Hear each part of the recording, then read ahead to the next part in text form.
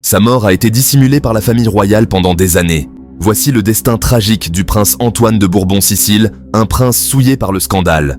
Né en 1816 à Palerme, Antoine de Bourbon est le 7e enfant du roi François Ier du royaume de Naples et de Sicile, et de son épouse Marie-Isabelle d'Espagne. En tant que 4e fils du couple royal, Antoine reçoit un traitement différent de celui de ses autres frères et reste souvent à l'écart du reste de la famille. Alors qu'il n'a que 13 ans, il accompagne ses parents dans une tournée européenne durant laquelle il visite la France et l'Espagne. À son retour à Naples, il se fait remarquer par son comportement agité et par son goût pour le scandale. Titré comte de l'excès, il enchaîne les conquêtes amoureuses, aussi bien avec des femmes qu'avec des hommes, et passe pour un coureur de jupons. Sa réputation scandaleuse lui coûte un mariage, puisque ses fiançailles avec Louise de France, petite fille du roi Charles X, sont annulées à cause de son mode de vie. Enchaînant les coucheries, il s'établit dans une petite garçonnière, où il cumule les relations.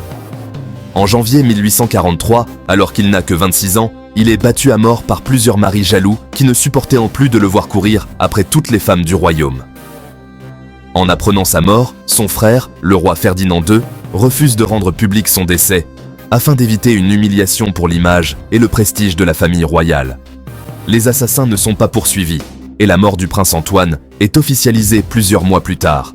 Déclaré mort du choléra, les véritables causes de sa mort ne seront révélées qu'une vingtaine d'années plus tard. Jeune prince tumultueux, son goût pour le scandale et la débauche lui coûta la vie.